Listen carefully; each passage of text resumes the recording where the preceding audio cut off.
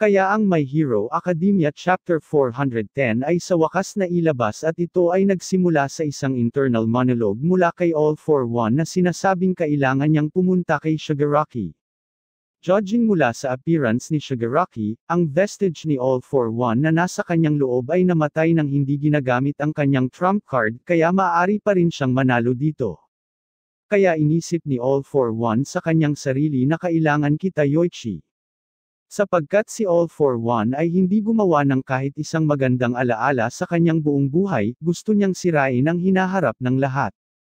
Gusto niya ang lahat ng tao ay tingnan siya ng habang buhay. Dito kung saan makikita natin si All For One na ngayon ay isang gumagapang na sanggol at si Bakugo ay nagsusuka ng dugo na halos mawala ng malay. Sa sandaling si Bakugo ay malapit ng mahimatay na alala niya kung ano ang kanyang sinabi kay Kirishima na ang pagtayo sa anumang bagay ay gagawa sayo na maging malakas, at si Bakugo ay nanatiling nakatayo at ngumingiti. Si All For One ay nagpakawala ng spike mula sa kanyang bunganga, pero hinawakan ito ni Bakugo gamit ang kanyang ngipin at ito ay sumabog, habang sinabing ito ay oras para matulog All For One, at si All For One ay nagsimulang umiyak.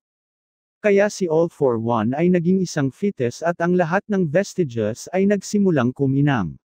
Ang lahat ng quirk ay bumabalik sa kanilang dating nagmamay-ari, ito ay masyadong madali, mapanuksong sinabi ni Vestige Hawks bago maglaho. Pagkatapos si All For One ay naging isang eggcell at naglaho ng tuluyan. Si Bakugo naman ay pagod na pagod at inisip sa kanyang sarili na gusto kong gawin ang All Might Victory Pose. Siya ay bumagsak sa lupa nang hindi ginagawa ang All Might Pose pero at least pinanatiling itinaas ang kanyang kamay at sinabing good luck Azuko. Pagkatapos isang flashback ni Janice, Neji Ray, Tamaki, Mirko, Edgeshot, Deco, at Bakugo ilang araw bago ang digmaan. Sinabi ni Janice na kailangan nilang talunin si Shigaraki sa loob ng UA at tinanong ni Neji Ray at Tamaki nang kung ito ay para iwasan ang pagkasira ng mga gusali katulad sa kung ano ang nangyari sa Jaco. Sinabi ni Edgeshot na ito ay maliit na problema, sapagkat ang buhay ng tao ay mas mahalaga kaysa sa gusali. Sinabi ni Mirko sa kanila na para iwasan ang konklusyon at sinabi ni Janice na ang mental na kaguluhan sa pagitan ni All For One at Shigaraki ay isang problema, mas gusto nilang labanan si All For One kaysa kay Shigaraki. Ang gusto ni All For One ay para mamuno, hindi kinakailangang sumira. Pero si Shigaraki ay gustong sirain ang lahat ng pinapahalagahan ng mga hero at siya ay may kapangyarihan at galit para gawin ito, kaya ang kanyang decay ay mas malakas kaysa sa dati. Ang flashback ay natapos at makikita natin si Inko na pinapanood ang laban mula sa bunker. Sinabi ni Shigaraki na kung hahawakan niya ang lupa, ipapadala niya ang decay sa ilalim sa halip sa ibabaw, mabilis na sisirain ito ang bahagi ng Shizuko. Sa katotohanan, sa kanyang kasalukuyang kapangyarihan, maaari niyang sirain ang 378,000 square meter ng teritoryo ng Japan sa loob lamang ng isang linggo.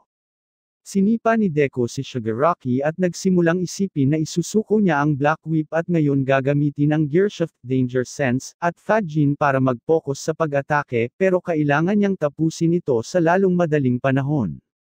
Si Deco ay nagsusuot ng maskara at silang dalawa ay malapit sa dagat na sila ay tinatamaan ng alon. Napagtanto ni Shigaraki na si All For One ay namatay, at sinabing ito ay kasalanan ni All For One, dapat sana ay tinapos niya si Bakugo noong siya ay may pagkakataon. Pero sa parehong oras siya ay nagpapasalamat kay All For One dahil pinalakas niya ito sa puntong siya ay maaaring makipagsabayan sa bilis ni Gearshift Deco.